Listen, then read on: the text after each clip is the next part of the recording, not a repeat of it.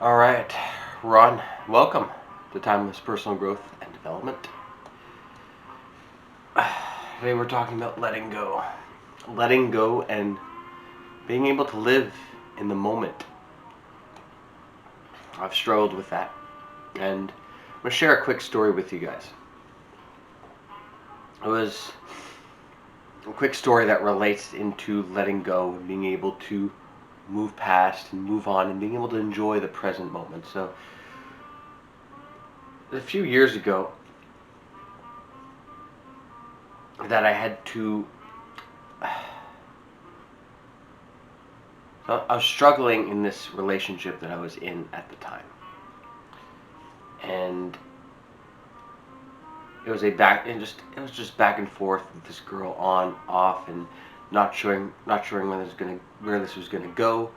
It's kind of like a 1 foot in and 1 foot out, both of us in this relationship, and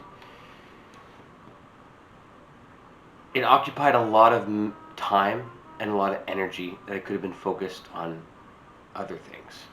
And I'm using a relationship story as an example for this in terms of letting go and living in the present moment, because that's the when it comes to letting go and being able to move on. That's the biggest part of our lives as human beings is failed relationships. We feel like someone has really wronged us. So what do? We isolate, we withdraw, we go into our bubble, we hold on to that resentment and that guilt and that shame and that anger, and it just can't let it go, and we hold a grudge for years and years, and it's not helpful and it's not productive, and it doesn't do anything for us. It doesn't progress our lives. It's it's very cancerous, holding on to that resentment and holding on to a grudge, holding on to that anger for years and years. And if the inability to let go will translate and kind of fade into other relationships that you go into, not just romantic, but like friendships as well, and it'll fade into that, and it will negatively affect new relationships that you will build. You meet someone new, you meet someone great, but you're still hanging on to that one person. That one person you felt like screwed you over years and years ago. Because you're not living in the moment. You're not being present. Because that person who you felt wronged you, they're not there anymore. They're not in your life anymore. There's this new person in your life who wants to build a good connection with you and a good relationship with you, and you're going to sabotage that based on a grudge, based on resentment that has nothing to do with them. It has to do with someone else who they don't even know. So that new person in your life that you're building a good connection with, that resentment, that guilt, that's not their problem. That's not their issue. That's yours. That's yours that you have to deal with, and it's not their job to sympathize with you. It's your job to work on yourself, do what you need to do, and move on. Because it's not helping you, and it's not causing you to live in the present moment.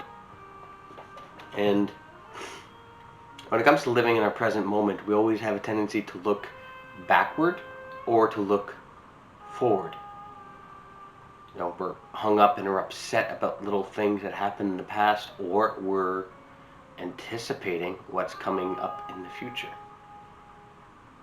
But we're not present on what's actually happening and what's actually going on in our lives. So when you don't live in the present moment, looking back or looking forward all the time, you're taking away the enjoyment of your own life. Because you're not paying attention. You're sleepwalking.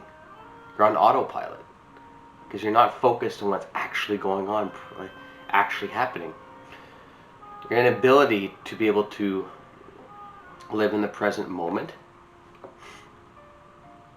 and causes you to live in that autopilot state of mind. And it causes you to be in your own head way too much. And it all ties into letting go as well. Because you're letting go, your inability to let go of things, part of it is a mental framework of you feel someone owes you something. Or it's a bit of a victim mentality that you have. Well, that's a problem. And that's an issue. And you need to realize this world doesn't owe you anything. Nothing. If you want something in this world, you got to get out of your own head. You got to work and you got to make it happen. But sitting around complaining and being a victim about it, it's not going to help you. Not going to drive you forward. And just going to pull you down further and further and further. And when we've had emotional turmoil, when we've had trauma in our lives, yes, that causes us to isolate and withdraw into ourselves. Everybody does that. I've done that. I've spent, like the story I told you in the beginning, like after that relationship ended, I went into hibernation for a while, and I just did the bare minimum of what I had to do in my life: go to work, pay the bills, go to the gym, half-ass my workouts, not really strict on my nutrition and my eating, and just doing the bare minimum of what I had to do. Because I felt like, oh, well, bad things have happened to me. So eventually a good thing will happen because, the world needs to make up for all the bad things that happened to me. No, it doesn't work like that. Bad things happen to you? Sure. Pick yourself up, dust yourself off, build your skill set, build yourself, level up, and find what it is that you want and make it happen for yourself. Because what destroys our lives, what destroys our ability to progress and to move on with our lives and move forward, is our mentality. And I sound like a goddamn broken record because I say this in my videos all the time. Your mentality is going to dictate your quality of life and everything. Your mentality is going to affect how you interact with other people in your life, friends, family, and colleagues. Everything. And it's going to affect every little aspect of your life. And you need to take that responsibility for everything.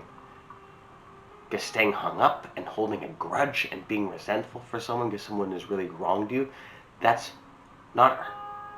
only hurting you. Only hurting you. Feel like someone has really wronged you. You know what? The best thing to do? Cut them from your life. Cool. Goodbye. Get out of here. And you're going to get your sweet revenge, not by being angry with them. You're going to get your sweet revenge by being awesome, by being happy. And realizing that they're holding you down, you need to get rid of them, and you need to surround yourself with people in your life who push you, who want the best for you, and you want the best for them, who complement your life and they complement yours, back and forth. It has a connection of mutual respect back and forth. You want to keep holding that grudge, keep being resentful? Great. How is that helping you?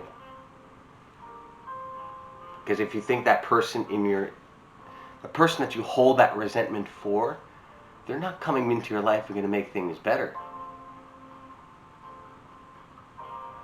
You're holding that person in too high regard. You care too much of their opinion. Because if you're so upset at how much they wronged you, even when they're not in your life anymore, you're holding them in too high regard. Too much. Because they have no influence, they have no presence in your life, but they still are emotionally holding you back. That's a problem. That's a problem that you need to fix and you need to look into. On that note, thanks for watching, guys. I appreciate it. Do me a big favor. Like and subscribe to my channel, and I'll see you all in the next video. Have a good one.